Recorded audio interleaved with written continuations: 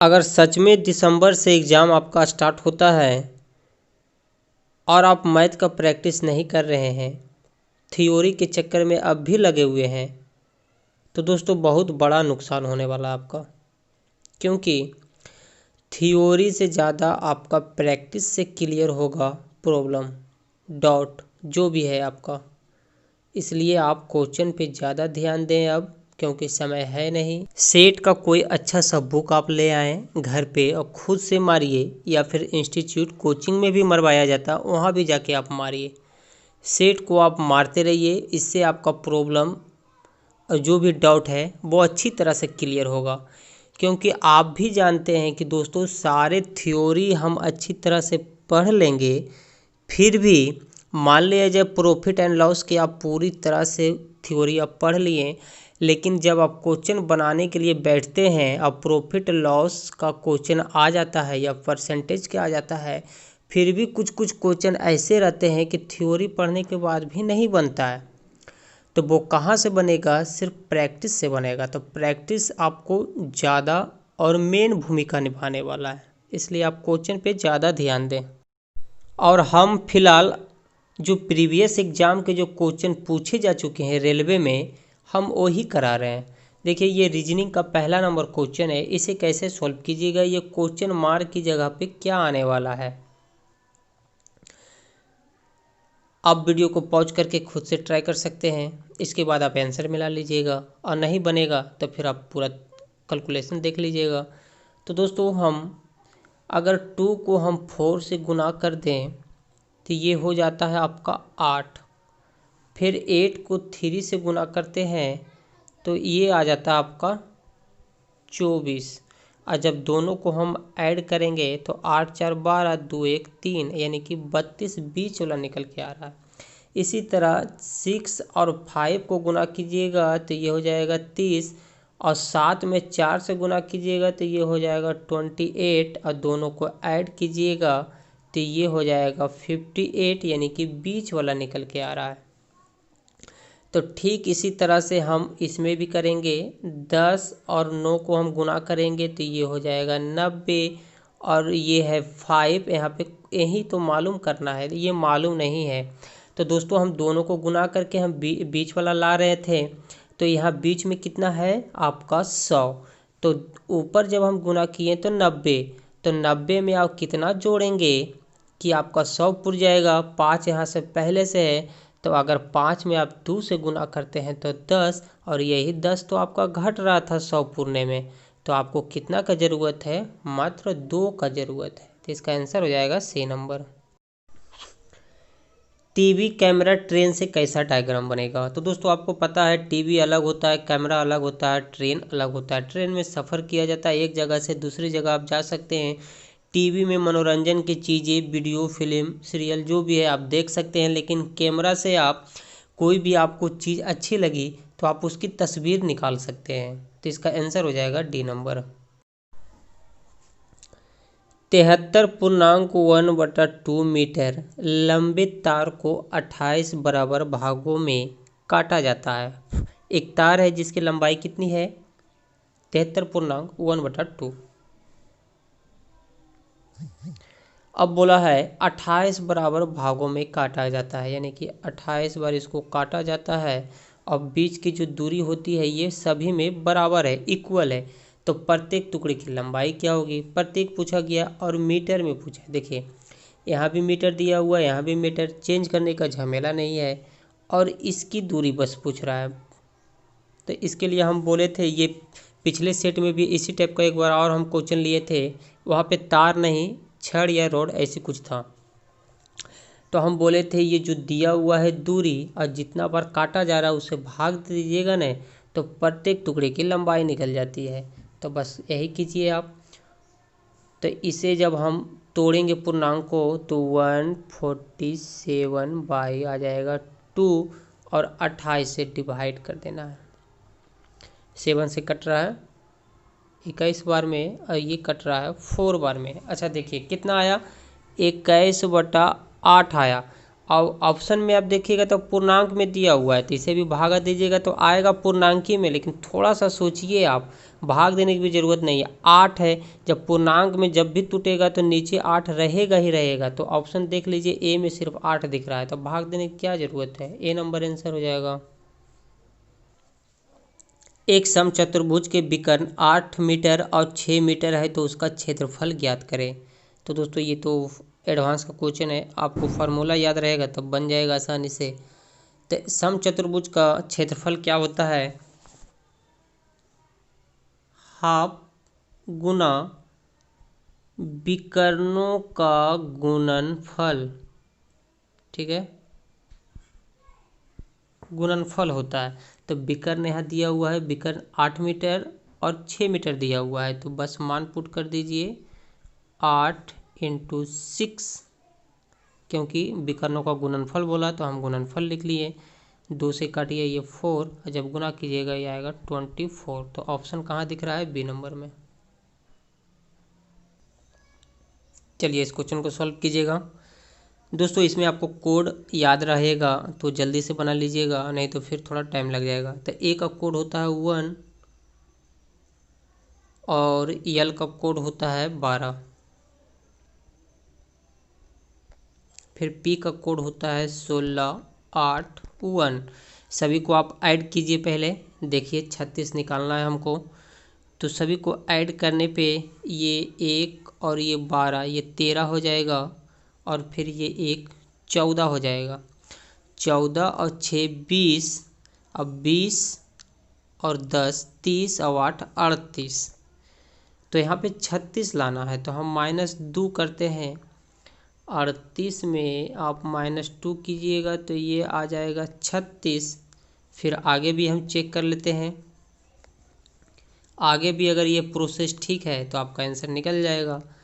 तो दिया हुआ है बी का कोड 2 होता है, ई का कोड 5, 21, ये हो जाएगा 25 और 2 27 और 1 28। तो 28 में आप -2 कीजिए तो ये 26 आ जाएगा, यानी कि यही प्रोसेस आपका काम कर रहा है। तो इसमें भी आप ऐड कीजिए, डी का हो जाता है 4,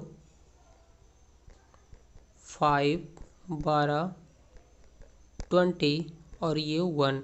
जब इसे आप ऐड कीजिएगा तो ये हो जाएगा 32, 32 और 5 हो जाएगा 37, 37 और 4 41 और ये हो जाएगा 42। तो 42 में 2 माइनस कर दीजिए आप, तो ये हो जाएगा 40। आंसर हो जाएगा सी नंबर। ये नंबर सीरीज का क्वेश्चन है, सॉल्व कीजिएगा। दोस्तों देखिए हम पहले से लिख रखे हैं 11, 15, 22, ये क्वेश्चन मार्क की जगह पे क्या आएगा। तो दोस्तों हम देखते हैं कि 11 से अगर 15 की तरफ जा रहे हैं तो +4 की वृद्धि, और 15 से हम 22 की तरफ जा रहे हैं तो 7 की वृद्धि, फिर 4 की वृद्धि, फिर 7 की वृद्धि, इसी टाइप से चल रहा है। 4, 7, इसके बाद फिर 4, 4, 7, 4, 7, 4, 7, 4। तो आपकी बारी किसकी है, तो 4 की। तो 44 में 4 ऐड कर दीजिए तो 48 आ जाएगा, आंसर हो जाएगा 48। रीना 12 मोबाइल फ़ोन 1,88,160 रुपया में बेचती है। उसके पास 12 मोबाइल है। चलिए रीना के पास नहीं, आपके पास है। कितना मोबाइल है, 12। तो आप जो है इस 12 मोबाइल को बेचते हैं तो आपको सेलिंग प्राइस क्या मिलता है, 1,88,160, जिनका क्रय मूल्य 14,056 रुपया है प्रति फ़ोन। ध्यान से देखिएगा, प्रति फ़ोन मतलब बोलने का मतलब है ये 12 मोबाइल का दाम नहीं दिया हुआ है, एक मोबाइल का दाम है। एक मोबाइल का दाम कितना है, 14,056। तो दोस्तों यहाँ आपका निकल के आया, ये पूरा टोटल 12 मोबाइल का दिया हुआ है। तो आप भी क्या कीजिए, 12 मोबाइल का क्रय मूल्य निकाल लीजिए। तो इतना में 12 से गुना कर दीजिएगा तो 12 मोबाइल का क्रय मूल्य निकल जाएगा। तो ये 12 × 14,056, और जब गुना कीजिएगा तो ये आ जाएगा 16,8672। ये आ गया आपका 1,68,672 रुपया। तो लाभ बताने के लिए हम आप विक्रय मूल्य जब हम बता रहे थे कि विक्रय मूल्य कैसे निकालेंगे, उसमें हम लाभ निकालने के लिए भी बताए थे। आप क्या कीजिए, जितना में बेचे हैं और जितना आपका दाम है उसमें घटा लीजिए, तो क्रय मूल्य लाभ आपका निकल के आ जाएगा। तो इसमें आप माइनस कीजिएगा तो ये आएगा 19,448 रुपया, यानी कि 12 मोबाइल वो बेच के 19,448 रुपया कमा लिया। तो आंसर हो जाएगा ए नंबर। इस क्वेश्चन को सॉल्व कीजिएगा, अगर आप चाहें तो समय भी ले सकते हैं वीडियो को रोक के। कौन सी संख्या श्रेणी दोनों श्रेणियों के अंतर्गत ठीक बैठेगी? ए में दिया हुआ है, देखिए ए में दिया हुआ आपका 1 का स्क्वायर, 2 का स्क्वायर, 3 का स्क्वायर, लेकिन बी में दिया हुआ वो क्यू के रूप में 1 का क्यू, 2 का क्यू, 3 का क्यू। तो अगर दोस्तों हम 4 का, अगर जैसे यहाँ पे ऑप्शन दिया हुआ 5, तो 5 का स्क्वायर करेंगे तो 25 तो आ जाएगा।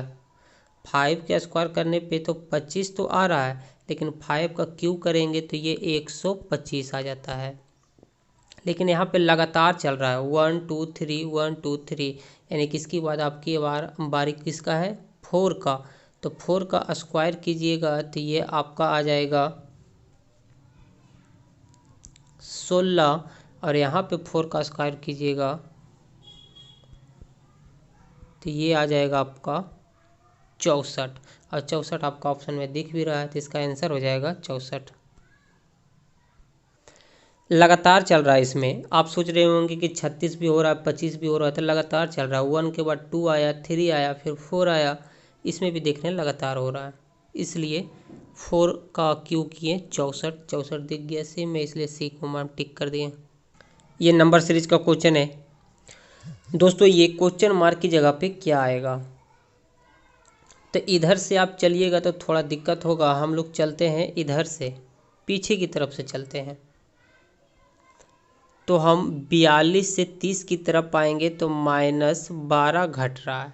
फिर 30 से 20 की तरफ आएंगे तो -10 आ रहा है।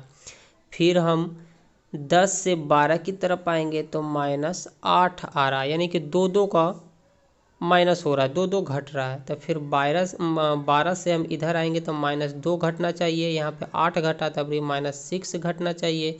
तो 12 में से 6 जाएगा तो आपका बचेगा 4। आंसर हो जाएगा बी नंबर।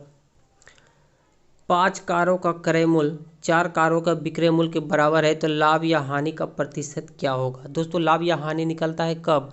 जब आपको विक्रय मूल्य आप कितने में बेचे और कितने में खरीदे, अगर दोनों को माइनस करिएगा तो वहीं से आपको पता चल जाएगा कि आपको घाटा लग रहा है कि फ़ायदा हो रहा है। तो यहाँ पे आपको नहीं क्रय मूल्य दिया हुआ, नहीं विक्रय मूल्य दिया हुआ, लेकिन सिर्फ दिया हुआ है 5 कारों का कॉस्ट प्राइस, क्रय मूल्य सीपी से लिखते हैं, 4 कारों का विक्रय मूल्य के बराबर है। ये एसपी को इस तरफ ले आइए तो ये हो जाएगा क्रय मूल्य बटा विक्रय मूल्य 4/5, यानी कि क्रय मूल्य आपको पता चल गया 4 और विक्रय मूल्य आप कितने में बेच रहे हैं 5।